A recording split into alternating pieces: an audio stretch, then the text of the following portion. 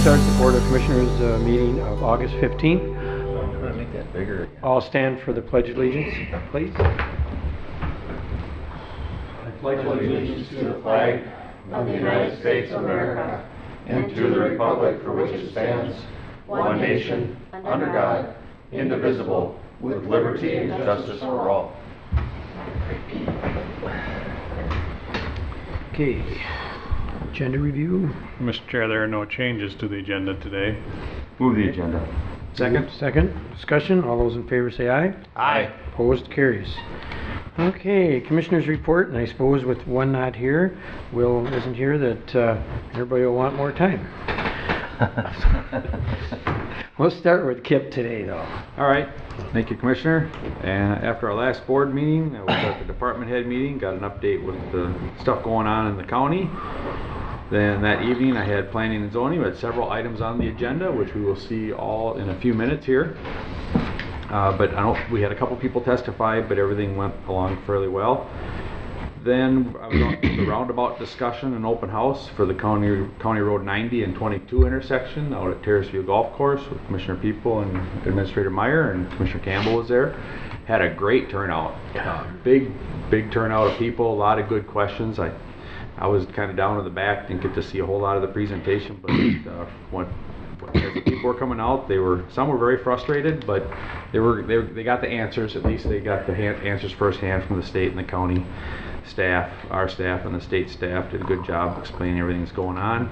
I think most of the concerns were about the detour. I don't think it's the roundabout itself. I think people are supporting the roundabout, but I think it was the detour. Would that be a fair assumption? Yeah, I think so too. It was And that is always the construction problem with the construction project, is the detour route. So It's rough right now, just with 83 and County Road 12. I mean, it's all part of it. It's already. I know when I left there that night, I took a back road. I wanted to see those roads that people might use. yeah. Coming off of some of the county.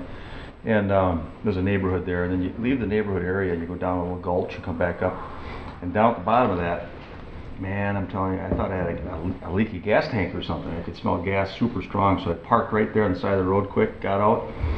It was like almost burning my nose. And then I looked over, and there's a pipeline.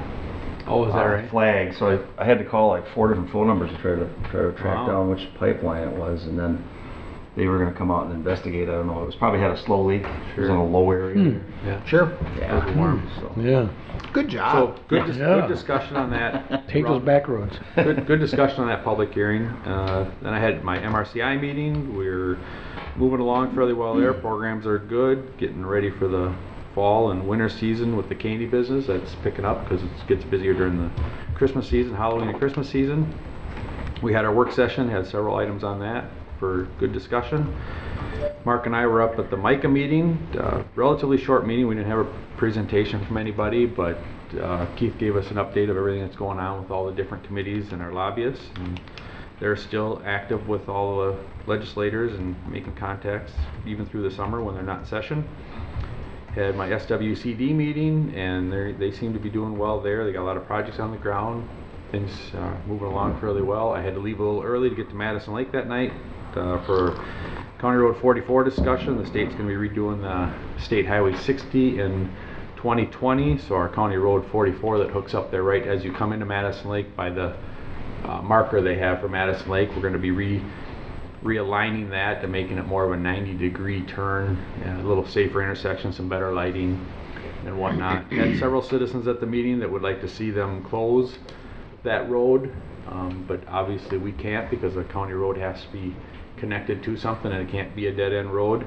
So we did make an offer to the city of Madison Lake that we could give them County Road 44, then move those dollars to a different part of our system. But the mayor and the council member that were there just thought that would be too much of a burden on the taxpayers and the city to take it over, then close it and maintain it that way. And it came with a pretty big price tag. And so at this point we're going to move forward with trying to get some signage there because there's a concern about speeds and people coming through there. It gets about 375 cars a day on that road. And that's not very many cars, but apparently they're driving too fast. It's posted at 30 miles an hour.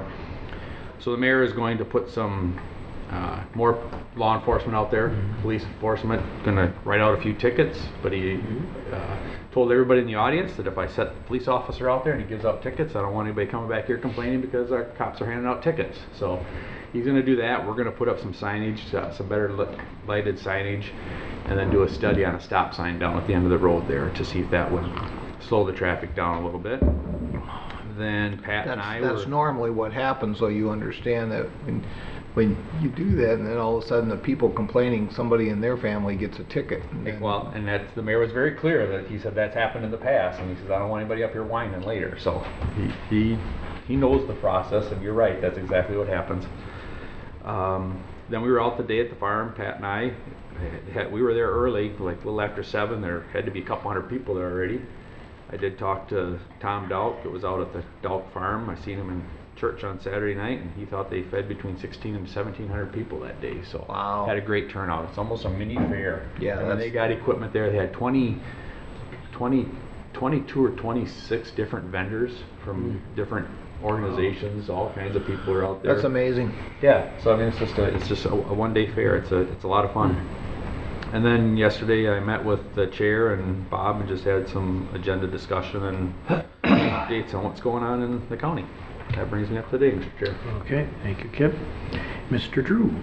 Sure. Well, our last board meeting was August 1st on Tuesday, and then on the 2nd, we went, some of us were at the Vance and Mark and myself, and I think Bob and quite a few staff from our county were at the Minnesota Super Bowl Host Committee Legacy Grant Award meeting, and that was up with the Vikings practice area up there, and their, what do you call that?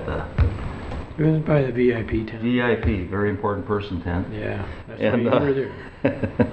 But it was a very nice event. A lot of kids showed up. They brought in from, what school was that? Was that Rosa Parks. Rosa Parks. And they had, I think, how many bicycles did they have at that event? 25, I think, and they totally were given 50. Wow. And this is it's a fund, a legacy fund from the Super Bowl committee, and they're giving these bicycles and grants to, I think, every county is it every county in Minnesota? No, it's Just some? yeah, I think some of your bigger counties. Some of the bigger. Anyways, it was a nice event, seeing all those kids riding around. I think the county had to qualify. Yeah, you had to put do in that. a grant. Yeah, you request. So if the other counties didn't do that, didn't put in the request and whatever, they wouldn't have gotten one. Okay. Just like any other grant. Our SHIP people with our health. Yeah, they were there, all the public health. department, but I think they had a part in that. Yeah. They were the ones. There was quite a few staff there from our SHIP program and from our public health. And then, of course, we had our, excuse me, that same day on the 2nd of August, we had our department head meeting. And so in my throat, August 3rd, I attended the South Central TZD meeting that represents, I think, about 27 counties. And we did a fatality and serious accident review. I know that Vance has been to those, and they're not always fun. We've had quite a few fatalities and very serious accidents in our region, and we look at reasons for, what are the possible reasons for these things, and several of them suspected, very much distracted driving. That's the new thing. August 7th, Blue Earth County Safe Roads I went to on Monday. That's our local TZD effort with Nicollet County and Blue Earth County. And there, of course, we're setting up things too. We're doing a joyride. We try to determine which activities each year that we're going to try to find funding for free rides for people home on these evenings when they have celebrations. Eagle Lake has a celebration. It's called Tater Days. Tater Days. Madison Lake has theirs. And Paddlefish Days, and then you got Town and Country Days in Mapleton. I think right now they're not doing it, but other people have been making requests, and they help provide the funding also. So sometimes we have matching funds available thanks to our county attorney and to Blue Earth County, I think Human Services or somebody, and then we've got the Tau Distributing, who has very, very kindly given money to help with some matching dollars if we need it. And then I wanted to mention one more thing about Towards Zero Death. We're going to set up another little news conference. I think it's August 21st, and there's a new roundabout opening up over there in St. Peter, you know. And so we'll do a little media event up there and have a lot of enforcement and people up there. They're thinking of using a drone, you know, to fly over and get a picture of everybody with all the vehicles and turn it into sort of a media event, remind people to drive safely. We like to do that a few times a year. Also, I just want to mention, since it kind of fits, I'm a local optimist with the Optimist Club of Minnesota Valley. It's a very small club, and some towns have had them around for many years, but Mankato, it's fairly new. It's been hard to get it off the ground. We're having an On the Move event today, starting at 5. It's free, mostly for kids. You know, parents, families want to bring their children, and so I want to thank Ryan, our county engineer, and Eric Veldhusen. He's going to volunteer some time and bring a county truck of some sort up there to have for kids to look at and talk to him about. We've got a City of Mankato. Thank them. They're bringing an ambulance, or not an ambulance, excuse me, a fire truck. Mark Griffith from EMS. Okay. He's bringing the big EMS ambulance. There'll be some antique cars. And I think it'll be a good time. This is our first one we've ever held here in Mankato. And I think it's just hands-on stuff. There's free Sundays, and I think there might even be free bowling. You know, like one game of bowling. Oh, and this It's is at the Wall Zone parking lot. Okay. Sorry. Oh, that's where it's at? Yeah, Wall Zone And parking it's lot. today? Yeah, today at 5. At 5. So if anybody wants to just stop in for the fun of it, it's just an informal kind of thing to do. And it also, we talk about safety, and the staff that run these vehicles for our community will be there for answering questions. Nice. It's a great event. Yeah, it's kind of fun. On the move. I'll try to hurry up here a little bit, but I'm just taking up a little bit of Will's time since he's not here. So then we had our work session on Tuesday, August 8th. Talked about planning for the future with our budget and a lot of other issues that concern our county. Monday, the 14th, we were at the Justice Center yesterday doing our video shoot. And it's for the Yellow Line Project, which is a good project to try to highlight what we're doing and to possibly help other counties that are interested in this program, which will help reduce the use of our jail. So thanks to our county attorney and corrections, Josh's department, and human services, and of course our jail staff and everybody. So it's corrections, deputies, police, everybody. So I think that's about it. I'm trying to think if there's something I missed. I think that's probably about it. Oh, there's a resolution I'm working on. It's just about done, really, for TZD, that all counties and cities, if they wish to adopt, just for general support for TZD. So Bob gave me some good feedback on it, and it's nearly done. AMC has been helpful. Good. So thank you very much. Thanks, Drew. Yeah. You know, How's our time? yeah, we got about a minute or two. I think we can. You can wait. Can I whiz through, or should I wait? You want to whiz? No, If you can get through in 2 minutes, hurry up. Well, I'll try not to hold them too back. Sorry. I really, yeah, so much of the stuff Drew already talked about. After our last board meeting, August 1st, we had our community farm interviews for our new manager. Had that on Tuesday and on Wednesday, and we did hire a new community farm manager. Gal by the name of Anna Good, and she is Joe Domeyer's sister. Okay. In fact, it's interesting, if you know Joe Domeyer and you look at this gal and you see her smile, exactly like Joe. I mean, you can tell. But this was like just 2 weeks ago. These were on her Facebook, and I got one for each of you. These are before and after pictures of the farm since she came on. And I think it's rather enlightening to see she jumped right into this even before, before she signed her Wow. her papers, she jumped right into this. And the farm is looking, Good. really like the garden Yeah. it should. That last picture There you is go. just amazing how, you see that before and after. And Nice. and these are on her Facebook page, Anna Good's Facebook page. We're really happy. She homeschools her children, and she's building a curriculum up for her children to work in the community farm. So that's kind of an exciting thing. But August 2nd, obviously, we talked about the Legacy Fund grant, the Super Bowl thing. That was very good. We had a department head meeting. August 3rd, I had a NACO Central Region call-in.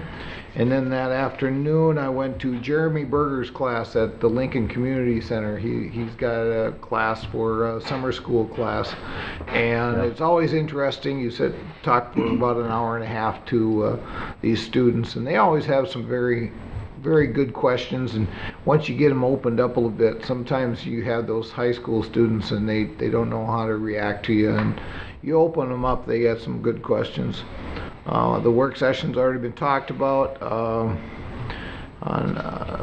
the 9th, I had a Highway 169 corridor executive board meeting up in Shakopee, and then yesterday morning we did the Yellow Line videotaping. So I'm glad you left us a little bit of time so we could get in there. It was nice. yeah, I'm done. Okay. All right, thanks, Vance. I'm sorry it took me so long. That's all right. We'll proceed with our capital improvement plan public hearing. So Lisa and Ms. Terry Heaton. Morning. Good morning. Good morning. Morning.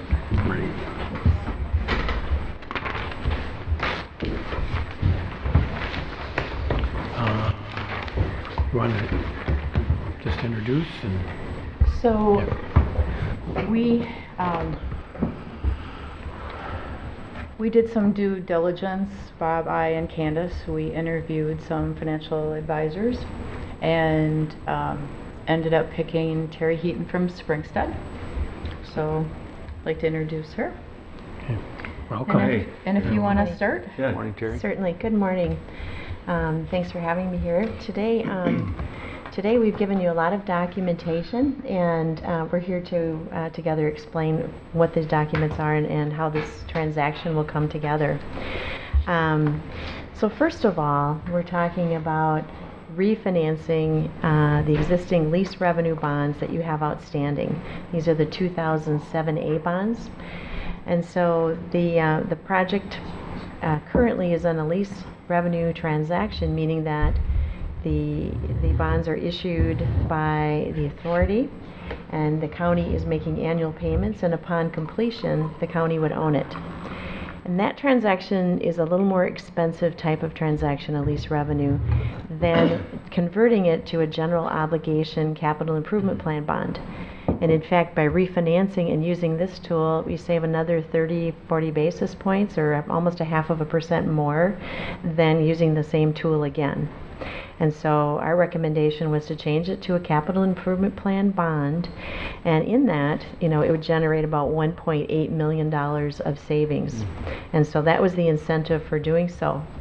Under Minnesota statutes, in order to issue the capital improvement plan bond, the county has to approve a 5-year capital improvement plan that is adopted after holding a public hearing. That's the requirement. And so in addition to documentation that you see describing the sale, you're also being asked to adopt the 5-year plan. And so so the idea is, in order to do this, you are purchasing outright now the project instead of leasing it. So that purchase is part of the plan, and Lisa will go through what's actually in the capital plan, but that's why you're seeing a 5-year plan. Right. Although the primary purpose for doing it is to make sure you have the authority to issue the capital improvement plan bonds. Also included today is a recommendation, and I'll go through that in detail at some point. I don't know if you want me to, maybe I'll wait till after you do the capital improvement plan.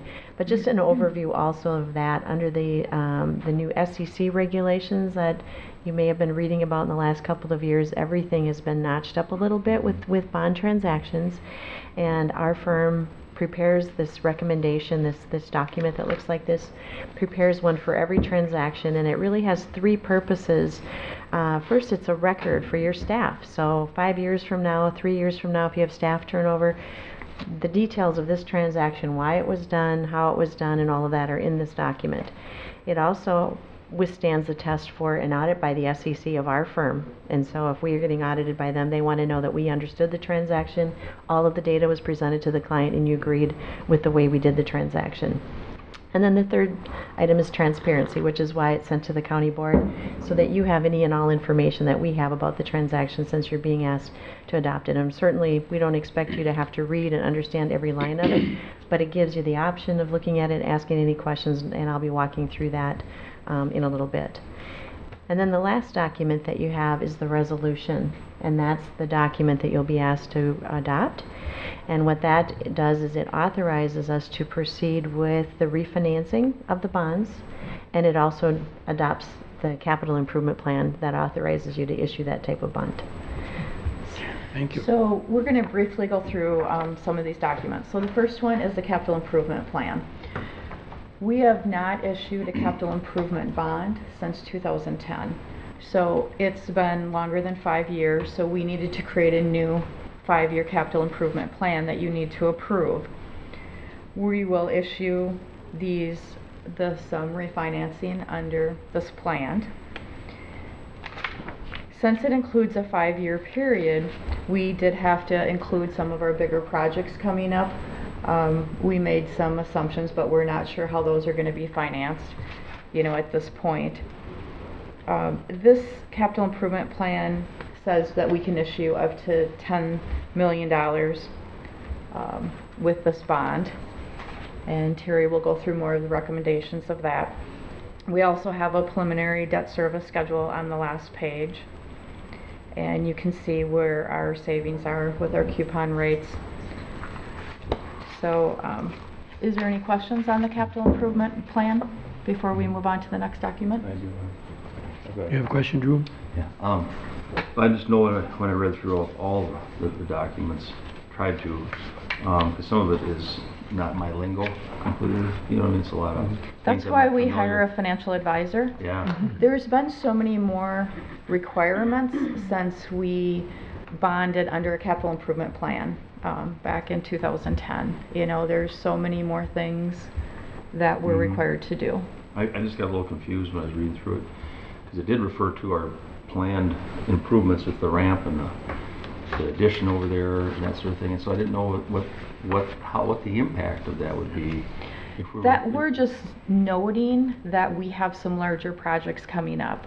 We need to put in all our large projects in the next 5 years, so we needed to put those in there. So they had to be a part of this. Yes, that was required, that it's a part of the 5-year plan, because we're going to be doing those hopefully in the next 5 years.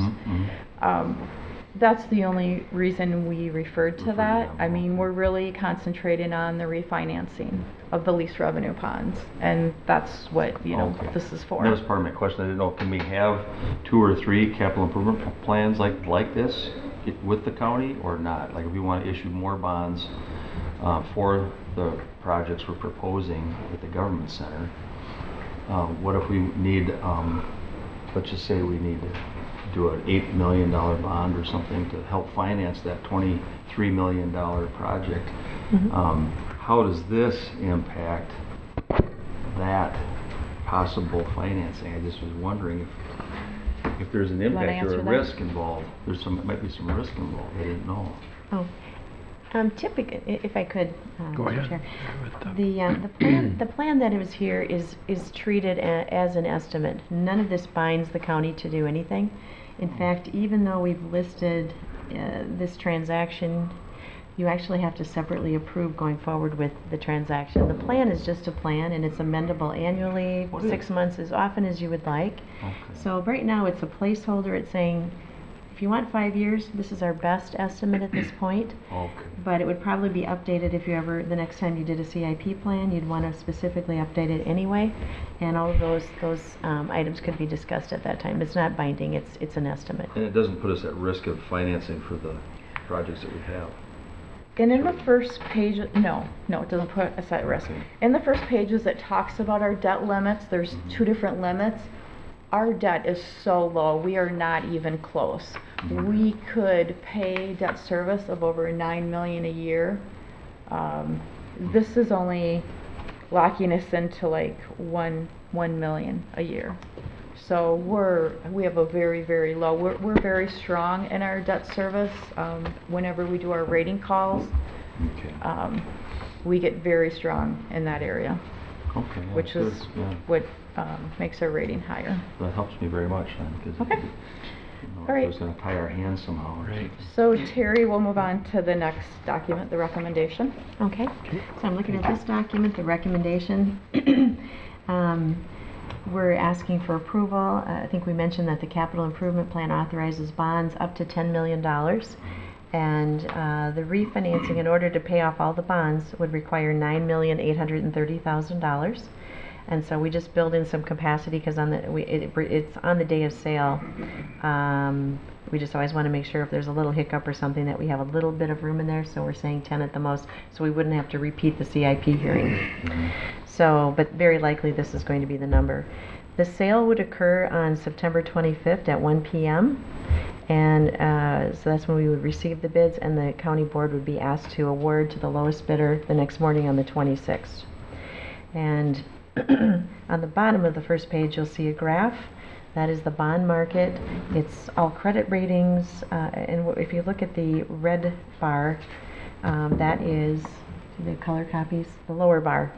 That is just the trend of the last 5 years of all general obligation bonds, various terms, various credit ratings, but it gives you a general trend of all these same transactions that have been tracked.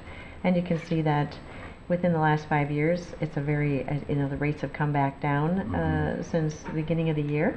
And even in the last, over the 5-year period, it's low. And if you looked at the last 20-year period, it's very low. And that's why you're seeing the savings that we're projecting.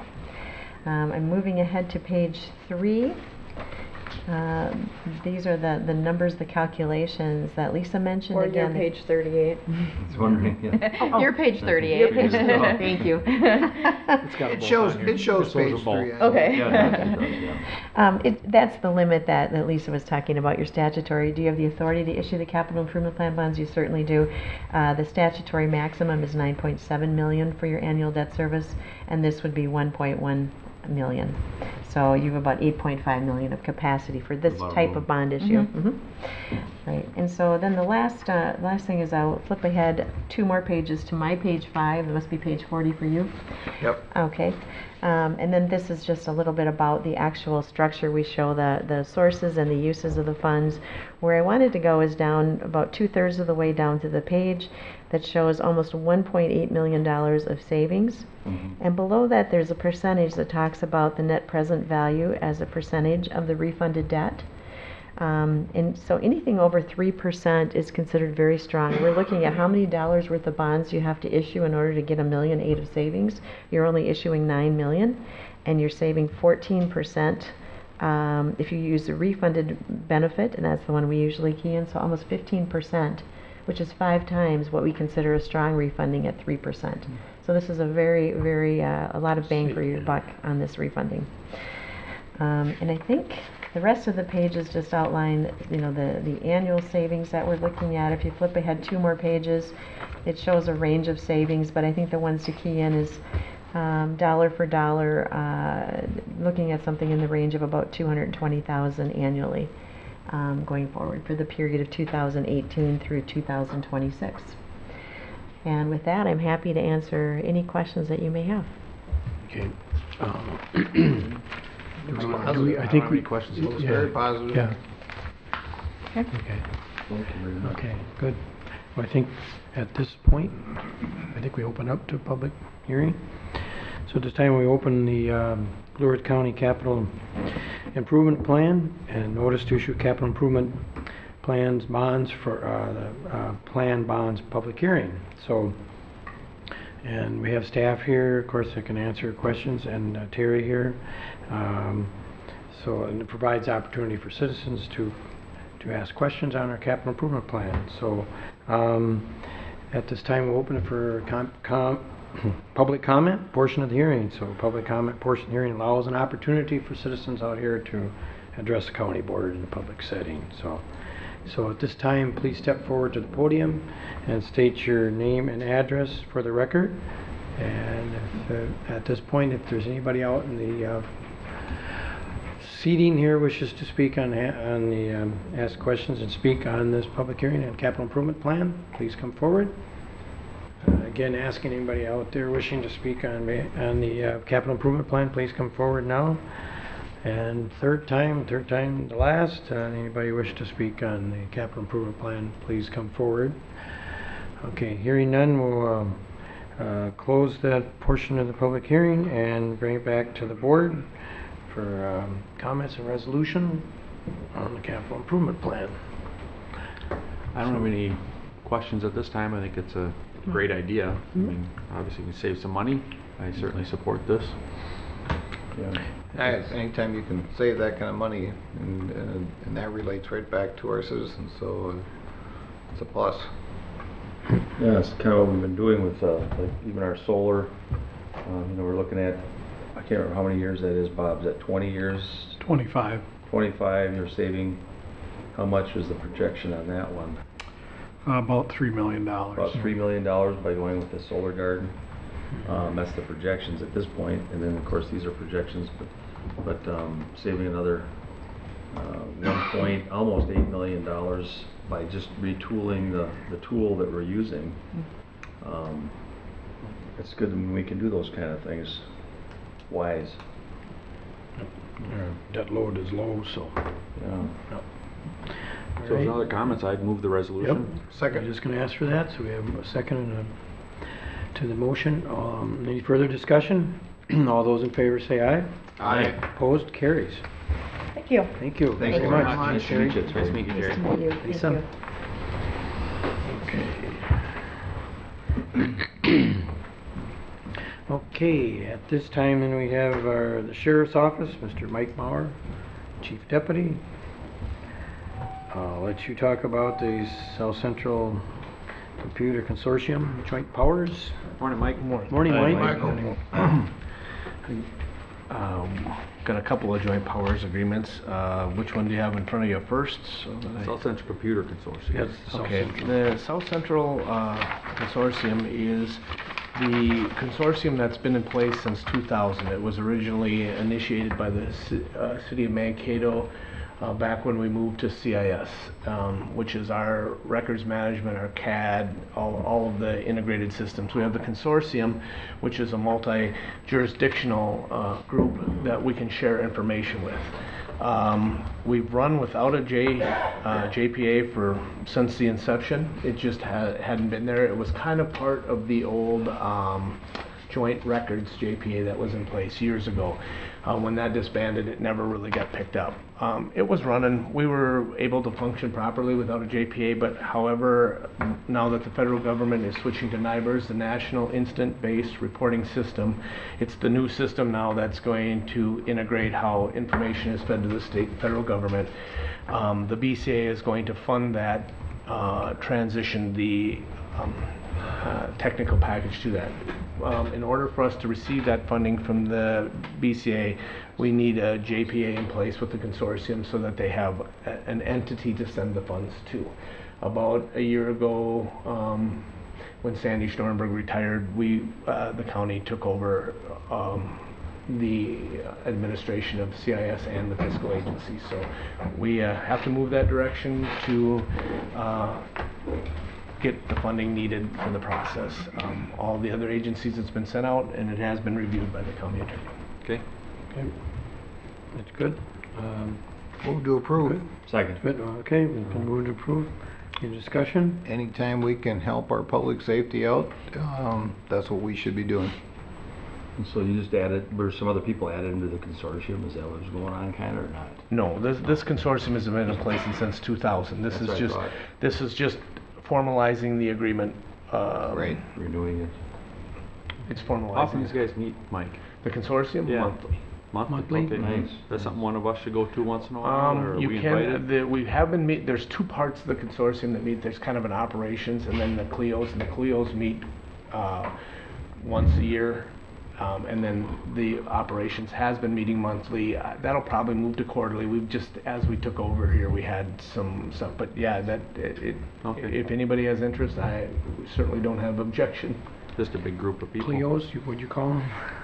You They said- call chief law enforcement Oh, officers, CLEOs. so that. So is it more IT issues than what operations issues? What? Operations is, yeah, the IT stuff, any of the updates, any of the changes, then when they call the CLEO group, or which is all the chiefs or sheriffs from around, that's basically to formalize any budget expenditures and anything like that, or any agreements to any additional funding changes or any purchases or anything like that for the following year. But operations lays that all out throughout the course of the year, and they have one meeting and they formalize it and then it passes through. It's been kind of we're trying to get it all back into place here. It was just kind of a little bit loosely functioning for a while there, but it's working. Sounds good. Sounds good. Okay. Thank you. Well, hearing no further questions, discussion. Okay, got the motion in front of you. All those in favor say aye. Aye. Opposed, carries. Okay, now you got the drug task force. And the drug task force one is simply adding, the only thing that's changing there is they're adding the city of Fairmont as, under new leadership in the city of Fairmont, they've asked to become, they were a member, they rescinded their membership at one point, and now they have hired new leadership there, and they've asked to get back in, and so they have to update the JPA to allow them back in. And that again was, Pat, reviewed by you. Okay, Move to approve. Second. second. Any discussion? All those in favor say aye. Aye. Opposed, carries. All right. Thank you, Thanks a lot, Mike. Mike. Thank Michael.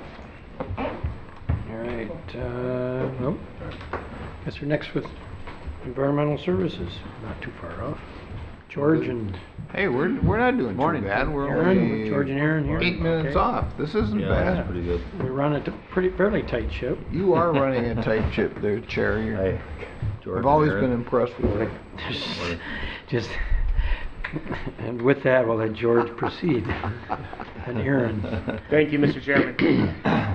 PC 11-17 is a request from Brandon and Kimberly Shield for review and approval of a conditional use permit for the movement or placement of more than 50 cubic yards of material within the Bluff Impact Zone and Shore Impact Zone. The property is zoned rural residence and is located within the Shoreland Overlay District of Madison Lake. The property is Lot 5, Block 1 of the Dowks East Bay Estates, located in part of the southwest quarter of the northeast quarter of Section 2, Luray Township. Mr. Stubbs presented the staff report. The applicant was present and had no additional comment. There were no public comments. The Planning Commission agreed that the vegetated path is a good alternative for access. Following the discussion, the Planning Commission voted unanimously to forward to the County Board a recommendation of approval of the request as outlined by staff, and the board action is the resolution. Okay. Bring Public it back. hearing then? Yep, we'll bring it back we'll have the public hearing at this point. And if anybody wishing in the audience to comment on PC 11-17, please come forward, state your name and address. Again, if anybody in the audience wishes to speak on PC 11-17, now is the time to come forward. And for the third time then, if anybody wishes to speak on PC 11-13, please come forward. And hearing no comments or desires from the public on this, we'll bring it back to the board for a resolution. I'll move approval. Second. And moved and second. Any questions? No? Not really, just a few comments. You know, whenever you hear about somebody putting 50 cubic yards of material, you know, in a bluff impact zone, you wonder what's going on, but you gave us a lot of detail, you know, with the overhead maps and descriptions of replacing some stairs that were already there in place to get down to the lake. Yes, sir. And so it's, one way or another, it's still a path going down there. and you worry about runoff, and as long as it's constructed with care, I don't know if the owners are here or not, but if it's constructed with care, I would think that they don't want it runoff either, because that just erodes their hillside, you know. So, I mean, somebody's gone out and looked at it or Oh, yeah. seen it.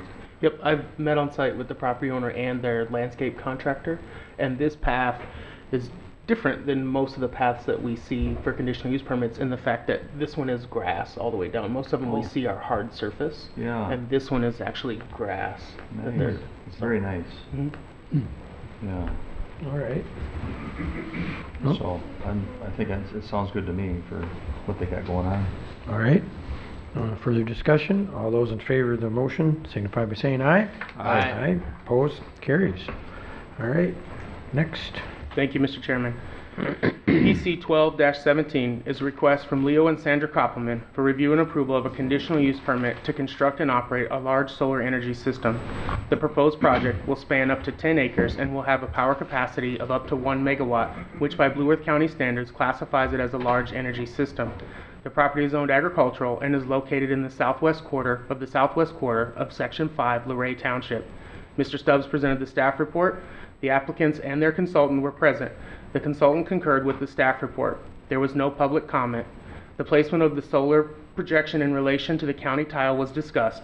Staff advised the commission and that the county ditch manager had indicated that the reconstruction of the county tile will likely move far enough to the north where this is no longer an issue.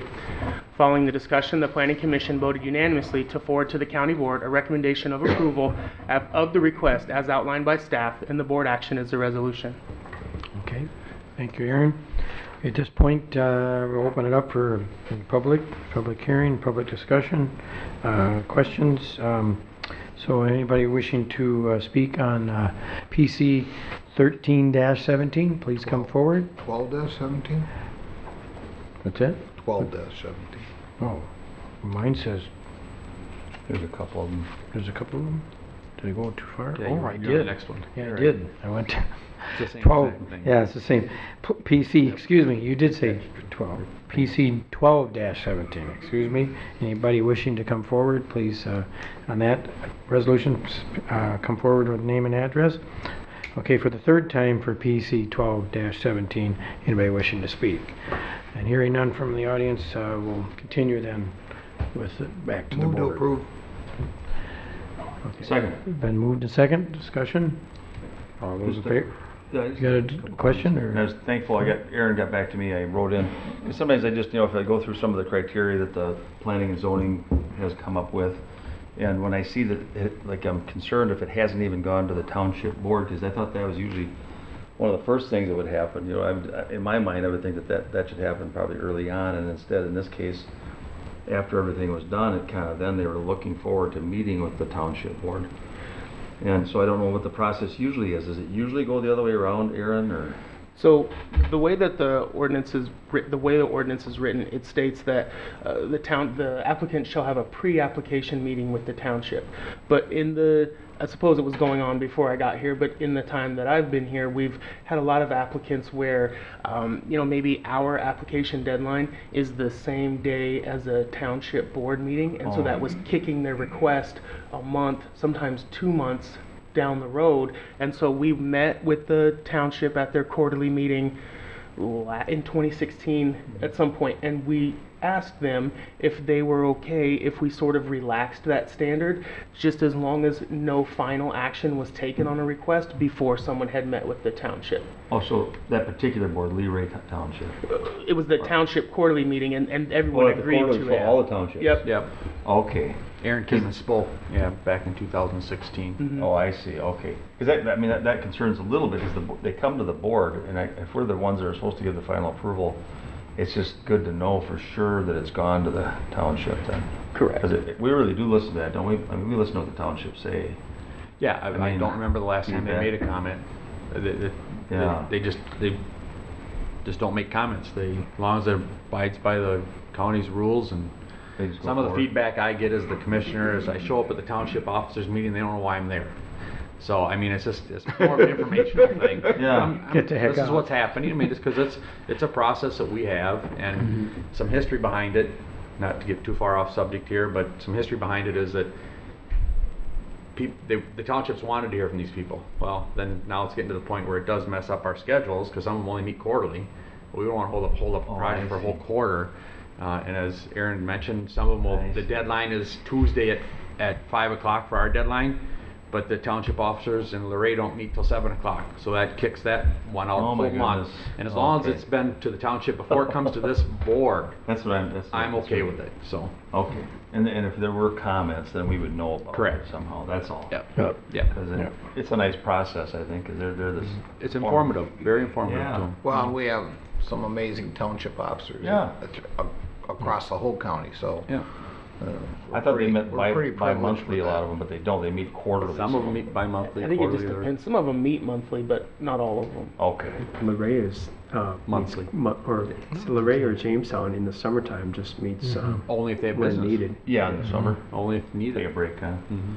Okay, that's just my concern, and it's on both of them, I mean, I see they have another one Right. coming up. Yep. They have a 7-acre, and then they have the 4-acre solar array. Mhm. Okay, 10, 17. All right, thank you very much. You're welcome. we have the motion in front of us. Did we, yeah, Yeah, got a motion in a second. yeah, we have a motion and a second, so all those in favor say aye. Aye. Opposed, carries. All right, now we're on to the next one, the second one there. Thank you, Mr. Chairman. PC 13-17 is a request from Leo and Sandra Koppelman for a review and approval of a conditional use permit to construct and operate a large solar energy system. The proposed project will span up to 7 acres and will have a power capacity of up to 1 megawatt, which by Blue Earth County standards classifies it as a large solar energy system. The property is zoned agricultural and is located in the southwest quarter of Section 5, Luray Township. Mr. Stubbs presented the staff report. The applicants and their consultant were present. There was no public comment. There was little discussion by the Planning Commission, and following the discussion, the Planning Commission voted unanimously to forward to the County Board a recommendation of approval of the request as outlined by staff, and the board action is the resolution. Okay, thanks, Aaron. Okay, at this point, I'll open up to the public for, on PC 13-17. Anybody wishing to speak on that, please come forward. Again, open to the public here for PC 13-17. Anybody wishing to come forward? Now is the time. And then for the last time, the third time here, anybody wishing to speak on PC 13-17, please come forward.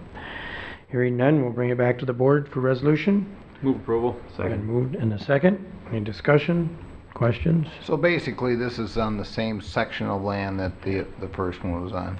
Correct. They're just filling it out. They're filling it out, and there was some regulation that was changed. If you remember, when we first started seeing these solar projects, they were 5 megawatt, 3 megawatt, and at some point a regulation was changed where now the only thing that's being allowed are these 1 megawatt solar gardens, and so these were 2 separate projects, and I think the end goal is to sell it to 2 separate investing groups. Oh, and sure, so that's why they sure. wanted 2 separate conditional use permits, so one business didn't have any This is control over another One of those things that they sell out to the places like SunSource and different other ones that sell them. Okay. All right. Any further discussion? All those in favor of the motion, say aye. Aye. Opposed? Carries. All right. Moving on to PC 14-17 is a request from Terrace View LLC. Is a request for review and approval of a conditional use permit to allow a seasonal use of the property for fall festivals. The property is zoned rural residence and is located in the urban fringe overlay district of the city of Mankato. The site location is in the southwest quarter of the northeast quarter of Section 4, Decoria Township. Mr. Leary presented the staff report. The issue of traffic safety was discussed. The applicant indicated that traffic plan continues to be discussed with MnDOT. The applicant further indicated that MnDOT is considering possible revisions to the traffic plan. The applicant stated they have been in contact with Minnesota State Highway Patrol and they may provide additional monitoring of traffic during the festival activities. Hours of operation were discussed. The commission expressed concern with shorter daylight hours as the fall progresses into October. The commission agreed to add a condition that the fall festival activities close by sunset. Following the discussion, the Planning Commission voted unanimously to forward to the County Board a recommendation of approval of the request as outlined by staff with the added condition of the sunset closure. And the board action is a resolution. And Mr. Chairman, regarding the MnDOT review, that continues to be in play. I received an email from the applicant this morning, and if I could just read a portion of that. It says, given the information provided by the applicants last week, please resubmit a plan that addresses comments 1 through 9 in my August 3rd email addresses. And this again is from MnDOT. You do not have this in front of you. It goes on, once the submitted plan has been reviewed by Mr. Scott Thompson from MnDOT, it says that the applicants can use it to submit his special event permit request, and that would be processed by another individual from MnDOT. My point is, and it goes into the details of what MnDOT is requesting in that plan. MnDOT has submitted their specifications to the applicants, and they are working with ISG from Mankato here to come up with that final plan. And as a condition of the resolution, it states that the activities cannot take place until reviewed and approved by MnDOT. And so the activities on site, the construction of the activities, if approved by the county board, may commence, again with approval from the county board, but the actual access to the property by the public and traffic pattern, that needs to be approved by MnDOT first. Okay. Thank you, George. Thank you, And that's George. in our resolution too, isn't it? Correct. Right. Okay. Thank you, George. At this point then, for open to public comments on PC 14-17, please come forward. Second time, those wishing to speak on PC 14-17, now's the time. And going again the third time, those wishing to speak on PC 14-17, this is the comment period. And hearing no comments, we'll close this portion of the meeting and bring it back to the board for resolution. Approve. Second. Been moved and second. Discussion, questions? Well, I think that addresses there was some concern by one of the neighbors that had come to one of the meetings or something to express concern about traffic. And so if MnDOT's going to review this more closely and give them approval, I think that would be helpful. And plus the evening Hours, yeah, around yeah. sunset, whatever, that seems to help probably with some of the neighbors in the area. But it looks like a fun thing, that they got set up here according to the maps you've set out, and 22's been getting a lot of work done on it, so I'm sure it's concern. I don't know what the status is of the road right there. Is that kind of shut down during that period of time when they're going to do it? It's totally open right now. Is it? Yeah, it's open for I think 6 miles past us. Okay. To Buford. Yeah. Okay. Okay. All right. Well, the other day when we were out there to the open house, I bet there's 300 cars there. Yeah. 200 cars Yep. that Yeah. got in and out of there in a matter of a half hour, Yeah, 45 And minutes. this is across the field. I mean, Yeah, This is over. but Yep. my Driving point field. is that Yeah. they're taking a step further. I mean, they didn't have to put a traffic plan in place Yeah. to have their event the other night. Yeah.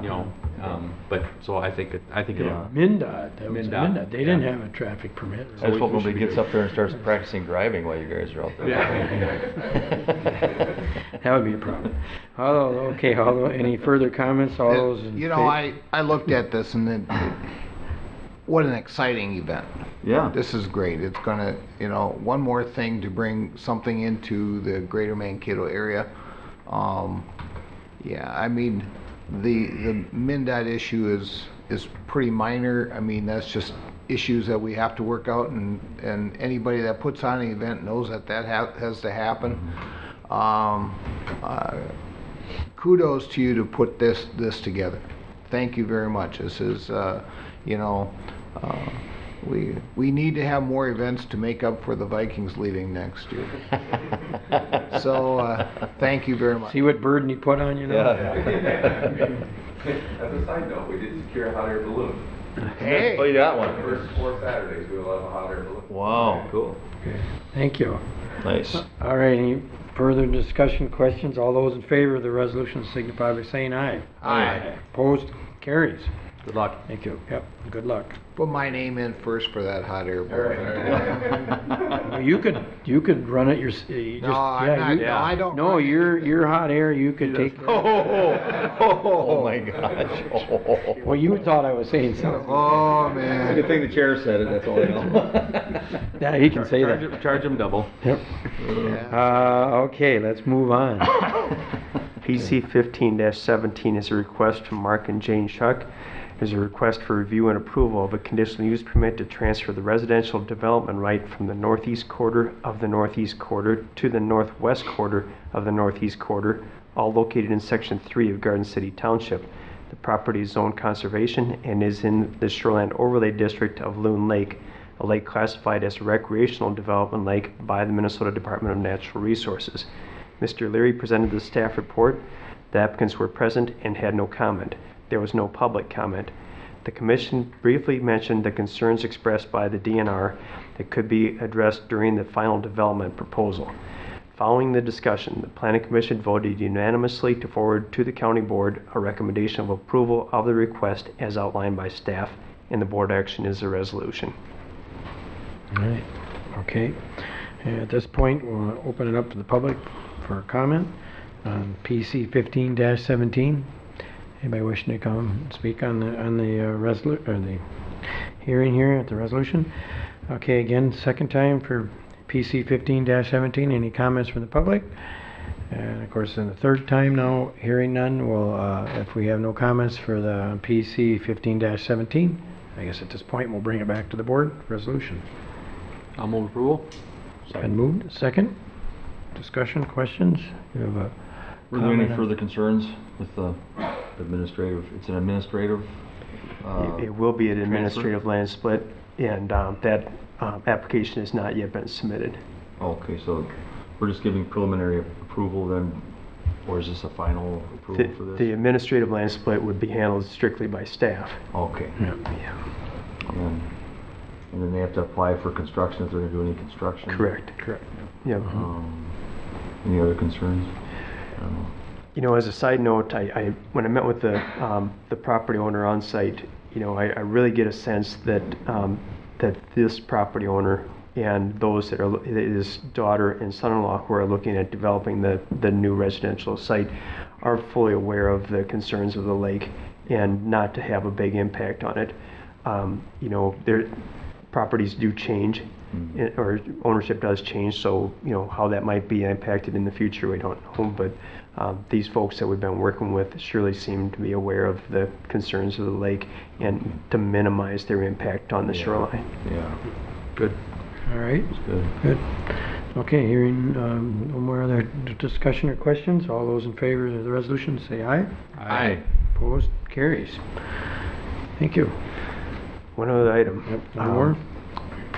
And I believe you have this in your packet about the lot split legislation? Yes. Okay. So for some time now, staff is dealing with the issue of non-conforming land divisions within Blue Earth County. Oftentimes, these property splits have led to unintended consequences for the current and/or future property owners. In many cases, these consequences could have been avoided if the proposed division had first been reviewed by the Planning and Zoning Department. Legislation passed during the 2017 special session as part of the omnibus tax bill that provides counties the same subdivision of land review authority already afforded to municipalities and townships to ensure the land is divided in a way that does not prevent a future or current owner from building on the land or using it in a way they intended to. This legislation was signed into law on May 30th, 2017. I have included a copy of that legislation for review. During the time since the legislation was signed into law, members of staff from the Planning and Zoning Department have been working with the Taxpayer Services Department to create a process to ensure proper review of all proposed land divisions. The focus has been to ensure all reviews are handled within the time allotted by the new legislation, while not placing an undue hardship on the landowners within Blue Earth County, and the board action is a resolution. And as a side note, that time allotted for review by staff is 24 hours. Wow. I'll move approval. Been moved? Second. Okay, moved in second. I think this will be some good legislation for you, but boy, 24 hours is pretty fast, but I can appreciate that. At least you get at least you get a shot to look at it, Wow. you know. All nighter maybe. Yeah. Now you know what it's like to be a board member. Oh, But you get to go on hot air balloon rides. okay. We have before us any further discussion? All those in favor of the resolution say aye. Aye. Opposed? Carries. All right. Thank you, gentlemen. Good job. Have a good day. Thank you much. Well, we're gonna take a little recess, I guess, right? Okay, let's resume our meeting with Ryan. Ryan? Ryan with Public Works. Hi, Ryan. Hi, Ryan. How are you? Morning. Welcome. Thank you. Before Ryan gets started, I'd like to thank him. The other day I went down to the Public Works with my grandson, and Ryan was kind enough to show us completely around all the Public Works. Of course, my grandson's 10. He saw all the big trucks, and he was just enthralled. Right. Of course, he had more fun going up and down the, gravel the piles. sand piles. Oh, you're kidding. But that's a 10-year-old. Yep. But thank you, Ryan. No, not a problem. If any of you want to come by and take a tour of the shop, it was fun to watch him climbing around and see the excitement on seeing the equipment and the operations there. So. I'll figure out. A little bit scary when some of those graders come roaring in, and here's this little 10-year-old running across. But Well, that even fits. I thanked Ryan privately out here, but also this morning. You and of course your staff, Eric Valhusen, will be bringing a big vehicle by the On the Move event tonight for just what you're saying, Vance, so the kids can have fun looking at that stuff. Yeah. We definitely want to get out into the community and foster those future operators, engineers, technicians. There's going to be a severe demand, so whatever we can do to promote our industry is, I feel our duty. Yep. So. Really nice. That.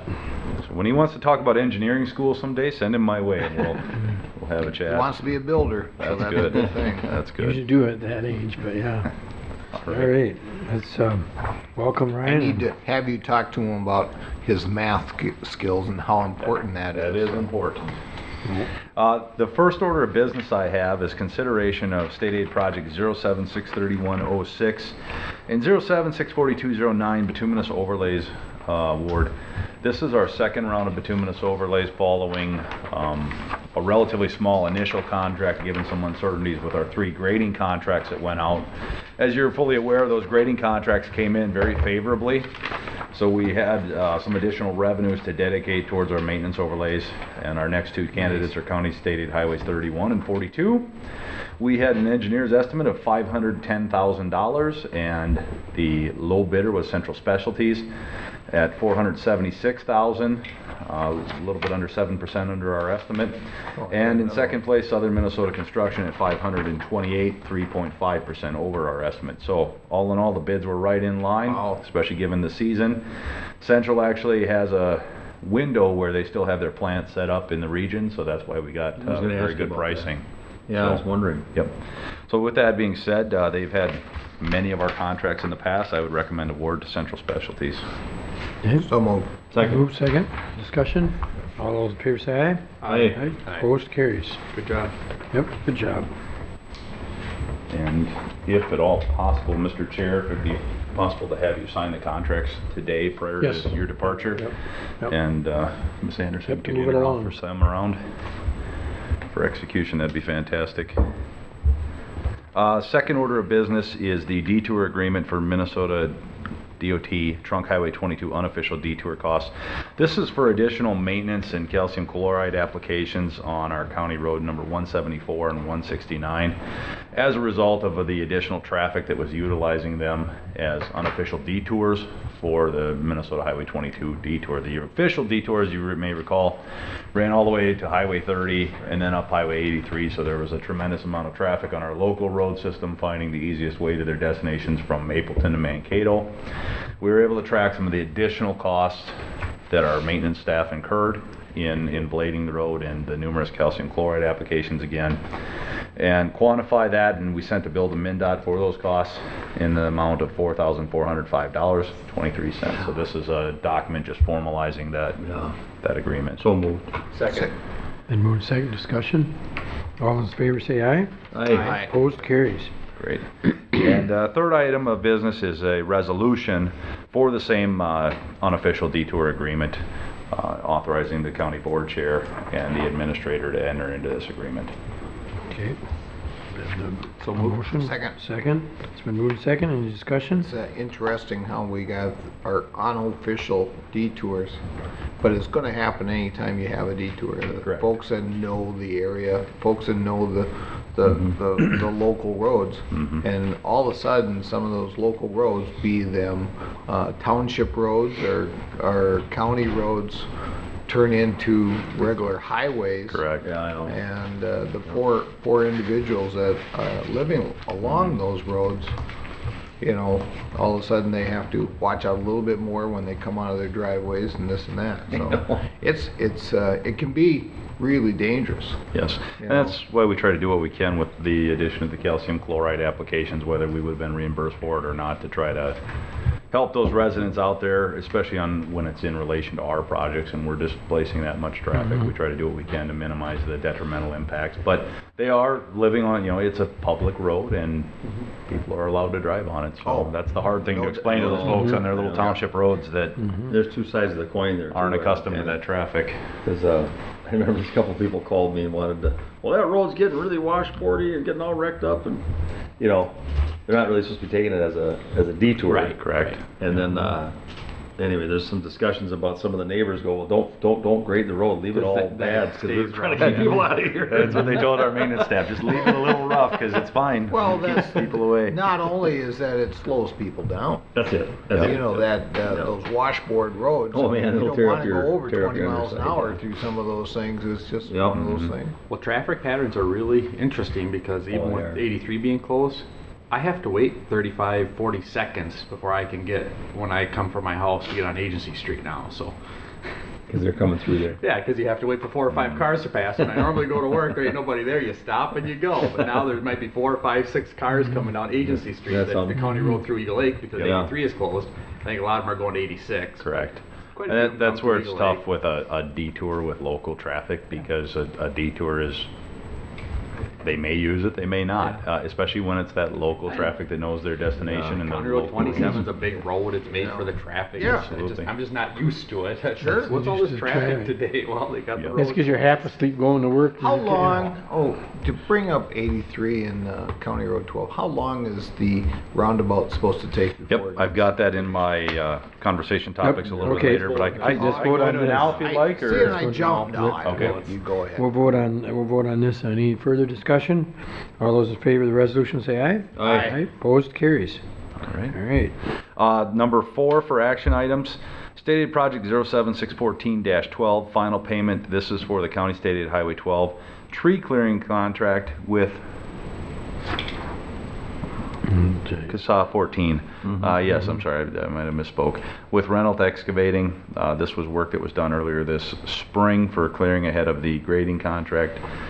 Final contract amount of $3,150.70. Make motion to approve. Been moved second. Discussion. All those, no discussion. Hearing no discussion. All those in favor of the resolution say aye. Aye. Opposed, carries.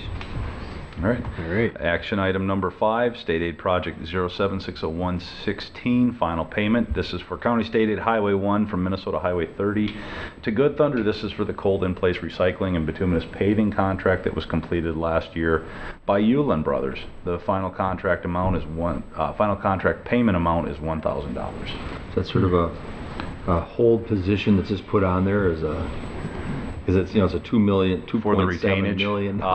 Yes, so We're gonna hold statutorily, back $1,000 you got from you guys. statutorily, through the construction contract, we Yeah. withhold 5% retainage while there's active work being pursued. Okay. So that we carry a relatively big stick if necessary. When we get to the point on the contract where all the work is done, the road's been out there for this period of time and it's performed satisfactorily, Yeah. the grass has grown up, we just leave a little bit of incentive motivation for the contractors to submit the necessary IC-134 I see. documents and get their paperwork into us so Sure, we can close everything out. Because sometimes if you leave it at 0, they don't care if they do their paperwork or not. Right. They're Yeah. busy, so. Well, and I've asked you this before, and I know I asked Al when he was here, our previous engineer. So couple of our staff or you or somebody drives through there real slow and looks at things and, you know, after a year has gone by or within that year, to make sure things are done the way it was contracted to do. Yep, and we go through not only, before the contractor leaves the site, we go through and we look over the project, and a lot of times it's a slow drive or even a walk through the project. And they're aware, they keep, throughout the project, they keep what we call a punch list, kind of Right. a honey-do list of items that need to be addressed, and they share that with the contractors regularly before the contractor's ready to move out, a week or two in advance of them completing the work. They'll ask us, what's left on your punch list for us to take care of. We'll give them that list, make sure those items are taken care of, and then if we notice additional items before completion, we do have some leverage to get them out there to repair them. I was just wondering, Yep. But after this now, there's nothing, right? The contract will be closed out, yeah. It'll be over with, correct. Yeah. We do not include, some cities will include a warranty period on their contracts. There's increased cost. Right. You know, in the contractor bidding some of that into their work, and then you also generally have to keep the contract open another 2 years. It's not tremendously common in county road work versus municipalities. Okay. Okay. Did we have a motion on this? Yeah, we did. And all those in favor of the resolution say aye. Aye. Opposed? Carries. Okay, thank you. It's a really nice road too. Indeed. Yeah. It'll be Yeah. a great corridor once the turnback project is done from Mankato all the way to the South County yeah. line. You know, and now that Will's gone, maybe we can put that roundabout right there. You You know, I'm wondering about that, yeah. That was a joke. Okay, leave it We alone. pass a preliminary. Leave it alone. It'll be duly noted who stated that for the commissioner, the vacant commissioner. It'll be I'm going to duly stay out noted. of that one. Informational items, we can move on. Please feel free to ask me any questions as we go along. Construction projects update. County State Highway 12, the contractor should be ready to haul aggregate early next week on the 12 and 83 roundabout. Once the grade dries with the recent rainfall and forecasted rain, it's being the depth of the road section, it's kind of a bathtub right now. It doesn't drain out. So that's a tough time to get caught with rainfall. But right now they've got that rough graded in, ready for the under drain and the aggregate base to go in, and then curb following shortly after. The pipeline, we get that moved? Yep, no, we have not gotten it moved. The crews are actually mobilizing in today, as I understand, to begin their relocation. Right now, they actually have a pre-construction meeting for the pipeline lowering. It started at 10 a.m., so Stefan's covering that. They're anticipating about 2 weeks for the pipeline lowering to take place. So once that's completed, that's directly east of the roundabout, right at the transition to the splitter island, so we can't complete our necessary road and curb work until the pipeline has been lowered. Wow. Initially, they were gonna be late in August when they mobilized in, and then they tried to move things up faster to the beginning of August, and then it fell behind again because they are a energy transmitter. They are subject to the Federal Energy Regulatory Committee guidelines, which in this circumstance required a State Historic Preservation Office review and approval before they lower their pipeline 2 feet deeper in the ground. We won't go into the logic behind it, but those are the federal requirements that they were forced to deal with. We gotta work with what the feds give us. Correct. So it's moving forward.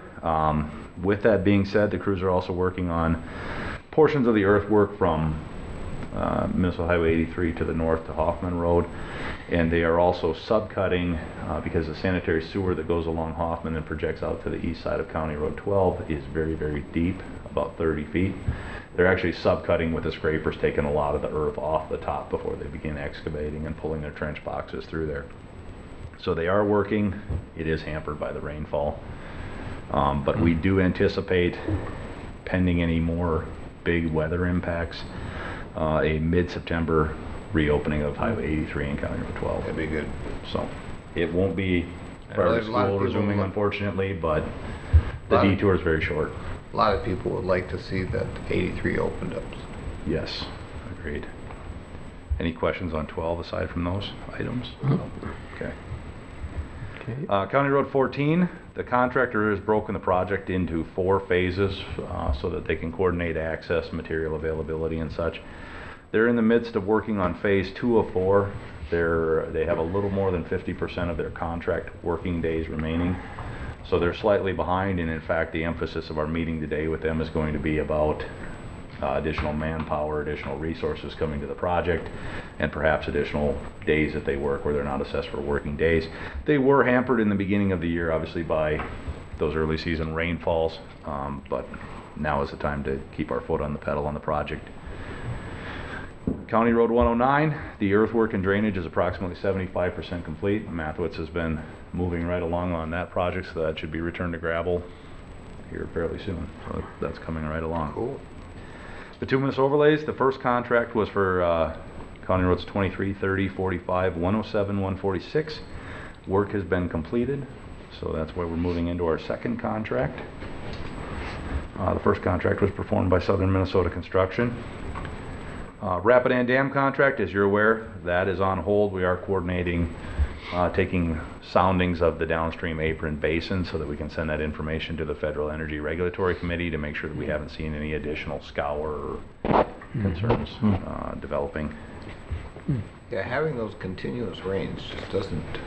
No, it's not helping the flow slow because- down to the minimum amounts that you have through the powerhouse. The big issue there was we needed to get the flow way down to the construction, and Correct. It almost requires drought condition, which the last few years has been non-existent. yeah.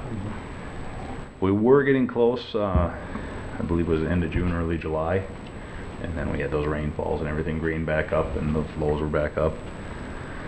So we did have an annual safety meeting, and they understood the challenges that we're facing to do it in an economic and safe manner.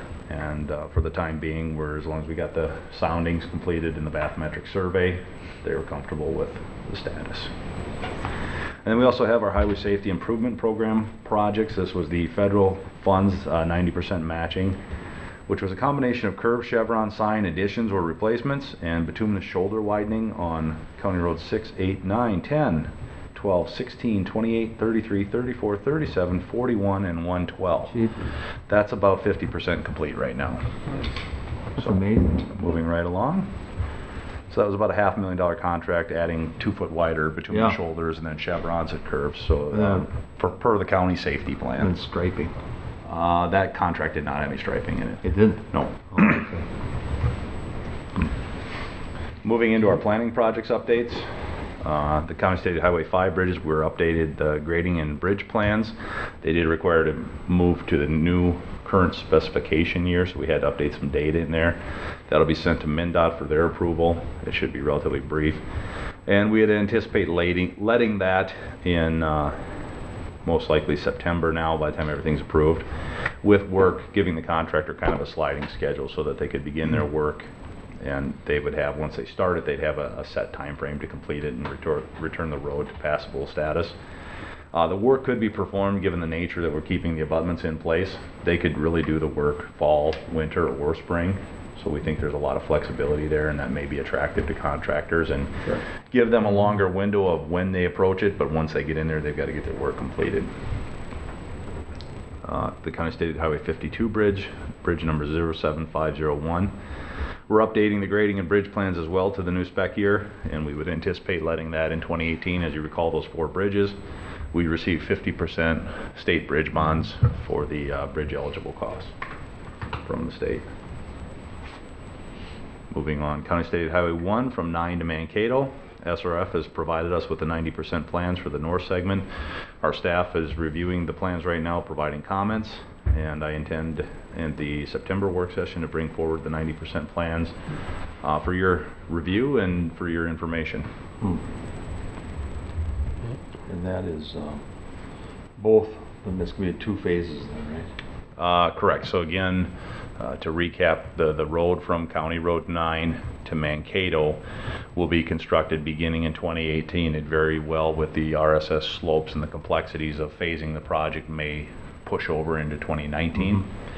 In addition, with the 2018 contract south of County Road 90, there will be the surcharge going down the chute and then through the swamp area where we go to the new alignment, so that we give it a year to settle out the soft underlying soils. Sure. Surcharge, add that dead weight at the top and let everything compress versus trying to do deep, expensive excavation. That will require a temporary gravel road going down the hill through the course of the winter. So it will be challenging from a maintenance standpoint.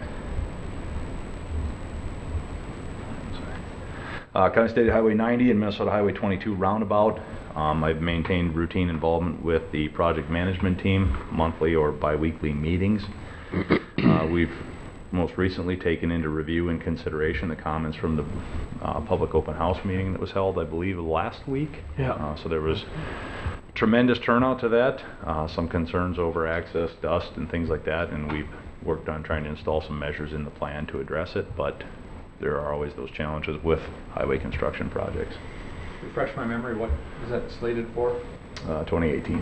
2018? Next year. Correct.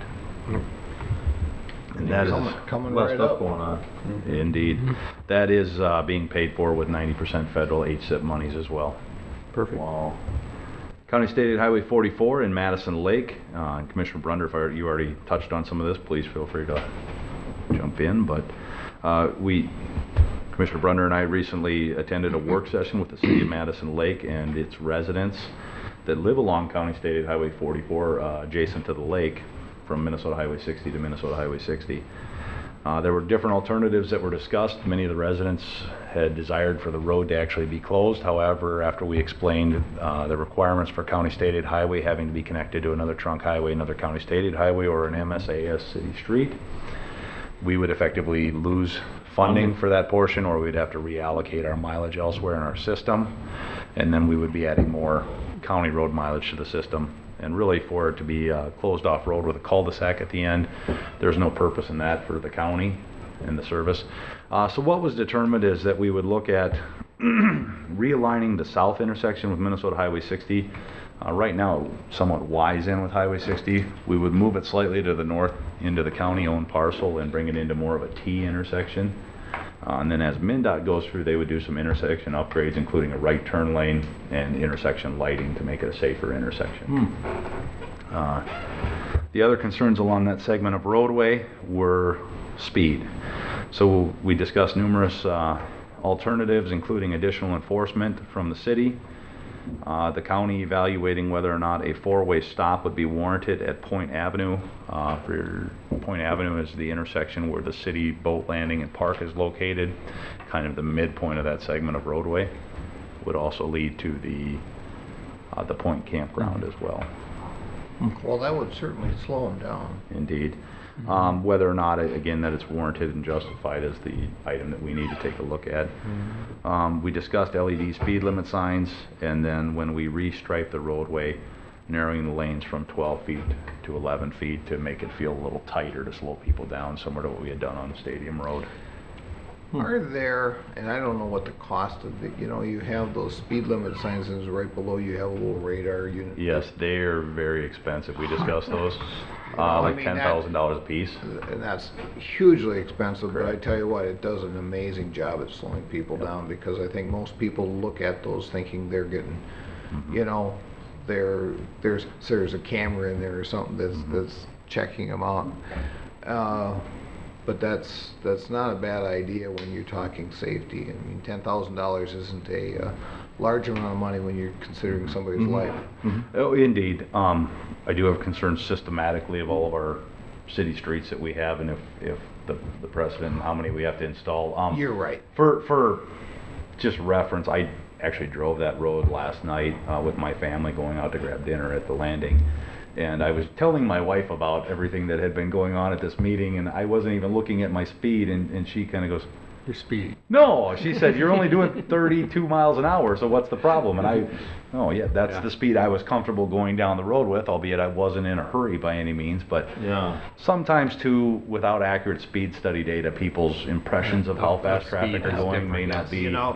I've noticed even like I live on Main Street, and it appears vehicles are traveling, if they're doing the speed limit, it's 30 miles an hour, it appears they're going 40, 45. Yeah. So, yes, and I agree with that. Much of the content and discussion at the meeting was how fast vehicles were going, but there's no proven data, I don't think. So I'd be very curious to see what the actual driven speeds are out there. But yeah, I wasn't speeding because I had it in my mind, but I wasn't looking at my speed either. So What is the speed limit there on that road? 30 miles an It's just hour 30, because it's within city Does limits. the county have a portable radar set up? Do not. Okay. They like, were I gonna, know the contact city, the state and see if they could deal with that. We had volunteers. And the do that. city does, I believe, and maybe that's another. The state does, I believe. I know, city of Mankato. I Oh, believe Mankato does. may as well. You don't have any right of way in that area on the other side of the road or anything where you can put some curves in the road when you rebuild it. Very. Moving on. You summed up my report pretty well. I did forget about the narrowing the road up with the scraping though, which will help. All right. All right. Other items. You almost got me. I know. Caught you. Just a few maintenance updates. We've completed our seal coating. That's near completion. We're beginning our second round of calcium chloride applications on those road gravel roads. And we've also received some ballast, railroad ballast riprap for free if we haul it out. So we've been stockpiling that because that's about $40 a ton. Wow. Wow. So we've got a pretty healthy stockpile going on that. Jordan Sands also contacted us, had some very clean sand that was a byproduct of their production. Wow. And offered that to us, so we'll be utilizing that at some of our beaches and stockpiling it for future use. So whenever we can take advantage of those opportunities, we like to, as long as our equipment's free and able. Quick question. Yep. What, you know, was that silica sand or regular sand? Because you don't really want the silica sand. It's regular sand. Regular, Yep, because their silica sand has the high value that they're they don't want to get rid of shipping that. off. Well, they're not Correct. going to give you silica sand. Well, you don't want it on the beach either. No, that's No. no, you don't. But No, but the staff brought in a sample, a very nice product. Nice. Yep. That's great. Yep. With that, that's what I have. If there's Okay. not any Thank additional you very questions. much. Yeah, thank you, Ryan. Oh, that's really good. Have a great day. A lot of stuff. Thanks, Ryan. Thanks, Ryan. All right.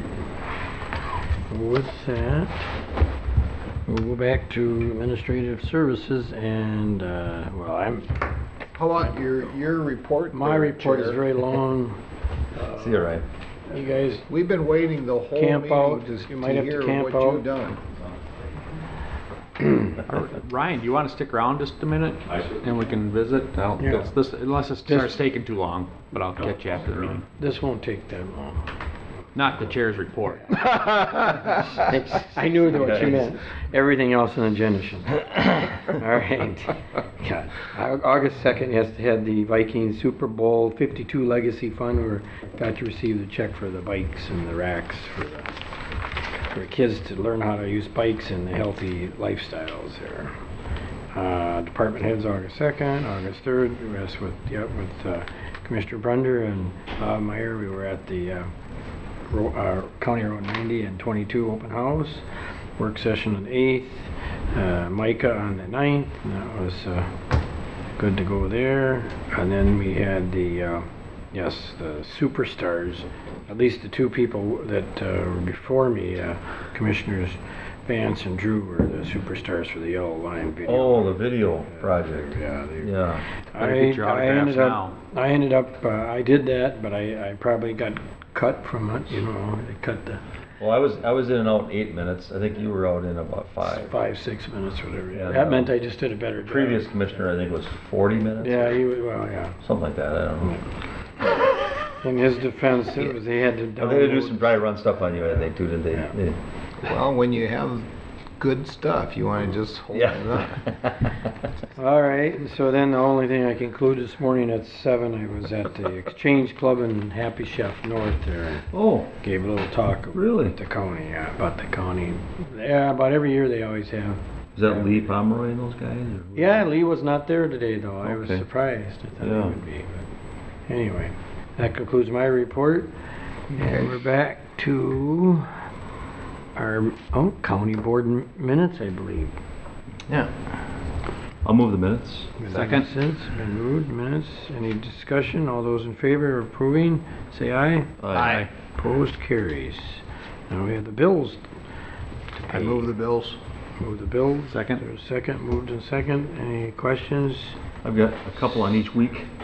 Stump the You- stump the administrator stump right the now if you administrator. can. Yeah. Just a quick question. I don't mean any harm with this at all, but Jolene Balzati mileage, $2,260. It just seems much higher than anybody else I've ever seen on our. Yeah, you know, it's a staff person in our child protection area. I don't know if she. Over a longer held it- period of time? Held it for a longer period of time. Oh, I could okay. certainly check more on that if you'd. All right, Probably 'cause it would be over 4,000 miles, I know that. I'm just trying to figure it out. Yeah, she could be for quite a period, yeah. It could be for, Yeah. you know, a few Yeah. months. It's also possible she may have had to go to another state on Oh, behalf really? of a client, you know, but I can certainly look into that Okay, further. I was just curious. ISG contracted services for $90,925 even. That is 11 different county ditches that they did work Wow. on. This year, then I would assume. I believe so. 11 ditches, okay. Minnesota Department of Employment, there's a loan payment for $14,500 even.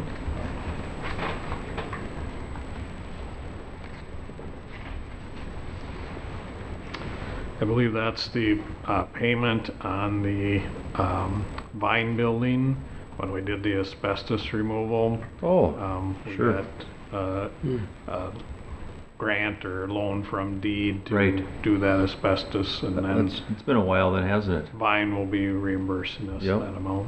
Okay. Then one more that week, it's the RDO trust account. It says equipment or purchases of $202,815 even. That is a new motor grader in the Public Works Oh, Department. yeah, and those are very expensive, aren't they? Yes, they are. Okay. Week 2, and then somebody else has got something for the first week. Go ahead.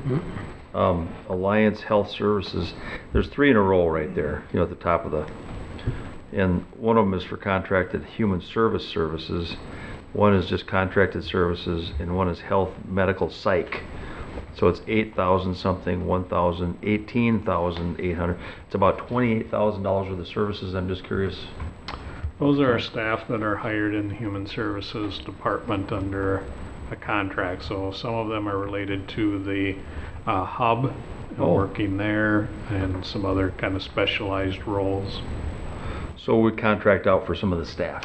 Yeah, Alliance basically provides the payrolling resources there. So rather than bringing them onto the county payroll, some of these are specialized positions that don't fit well in our classification system. So it's a way to make sure that all the payroll taxes and everything get taken care of. And it also pays for their services too, don't you think? Yes, oh yes, their time.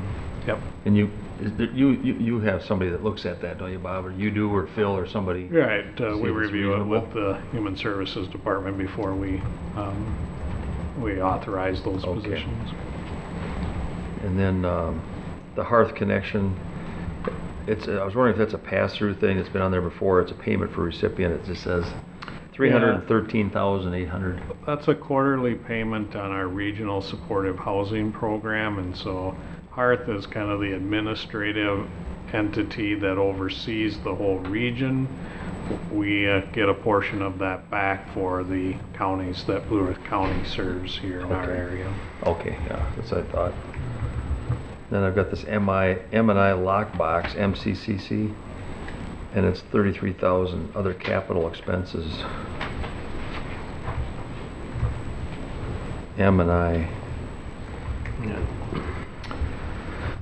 That's some of the pictometry, you know, our aerial photos, so it's a annual payment there for those photos. You mean the one we have a contract with, like, that goes out to Google and that sort of thing, or is that what it is? I believe so. Okay. Northland Business Systems for equipment repair for 36,000. That's part of the sheriff's department, the dispatch, the logger system, so we're logging of calls, and so that's the annual maintenance cost. It is, okay, thank you. Now, those are the 8 basically I had, so thank you. Good for you.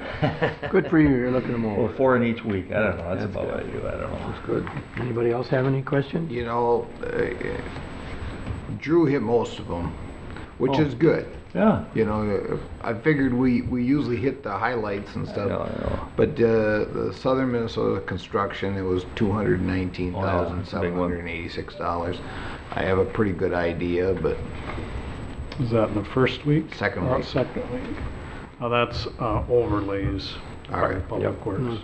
okay. All right, anybody else? Yep, everybody's good, all right. A motion to move the bills, and all those in favor, signify by saying aye. Aye. Opposed, carries. Mr. Chair and Commissioners, item number 3 in your packet is the Human Resources Department agenda. We have just informational items for you today. We did have a couple of resignations in our jail of custody officers, and so we've initiated recruitment to fill those 2 vacancies. We also had a resignation of a mental health professional in our Human Services Department, and subsequently initiated recruitment to refill that position.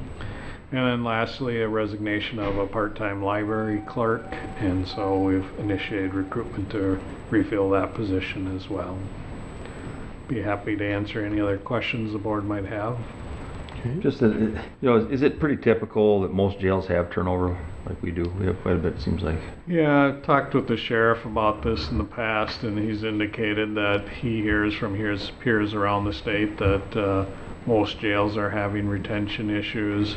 In both of these cases, these are relatively short-term employees who are recent graduates of law enforcement degree programs and have Probably received took a job somewhere. police or patrol type of positions. So that's the downside of hiring those kinds of folks. There are a lot of opportunities in the patrol and police area, so they have other opportunities once they get their foot in the door, but it does obviously continue some of the challenges we've had with retention there. All right.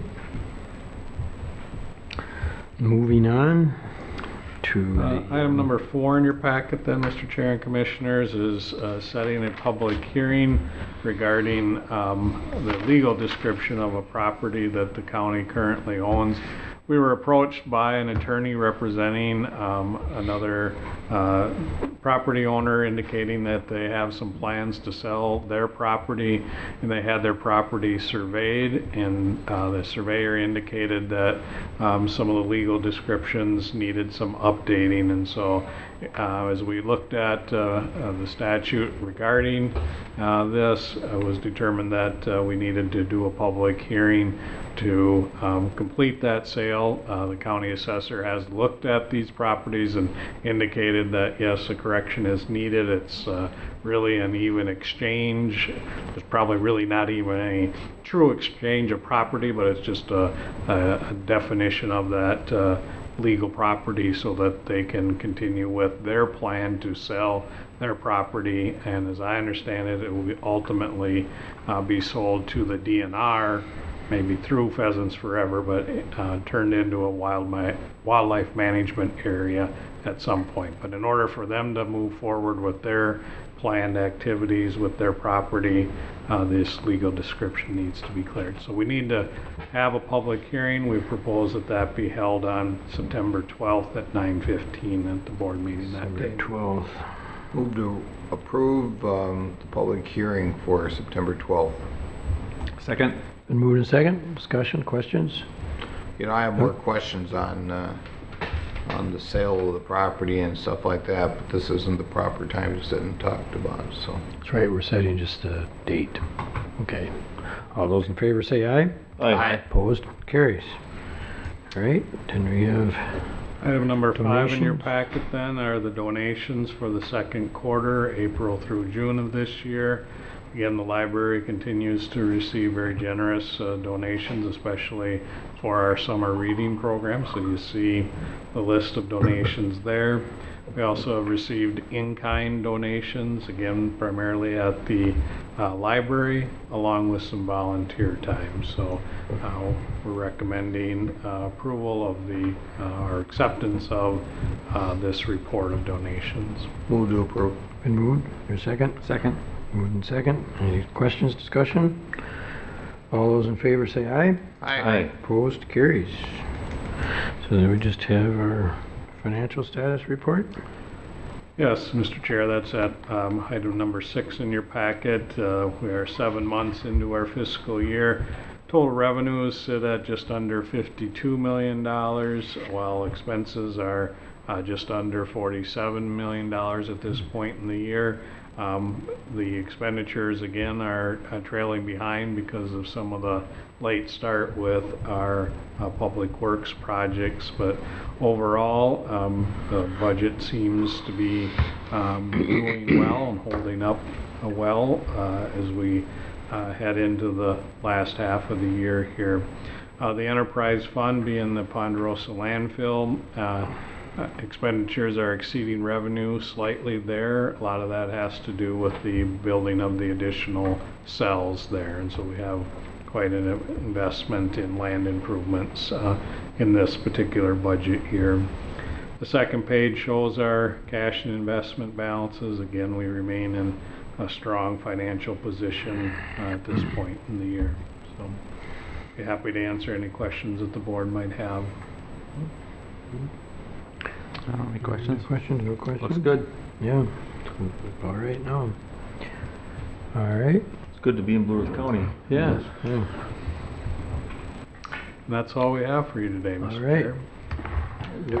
Do we hear a motion to? I have one announcement. I was wondering to ask you. Oh, yes, On our yes. break would be okay. Yes, I yes. forgot to give Yes. it during my commissioner report. On Thursday, this Thursday, we've got pitching with the commissioner coming to the Mankato area. It's Commissioner of Health, Dr. Ed Ellinger, and he sits on the SHAC committee, the State Community Health Services Advisory Committee, and so he's been doing these. He goes around the state, and what he wants people to do then is you can pitch your questions or concerns or ideas regarding health and safety in your community. And so he pitches horseshoes. Usually he gives a little update, gives a little talk, and then you can play a few little rounds of horseshoes with him if you want to, or just talk to him. And he'll be out at the Rapidan Dam Park where the shelter is and things out there. So anybody that wants to come out there is welcome to come, and it will be, I believe, at noon on this Thursday, the 17th. 12:15. Yeah. I plan to go for a healthy piece of pie. There you go. They have some good healthy pieces of pie at the Dam store. Excuse my language. All right, thanks, Drew. Thanks for the update. Yep. All right, hearing no other business? I'll move to adjourn. Second. Second adjourn. Meeting adjourned.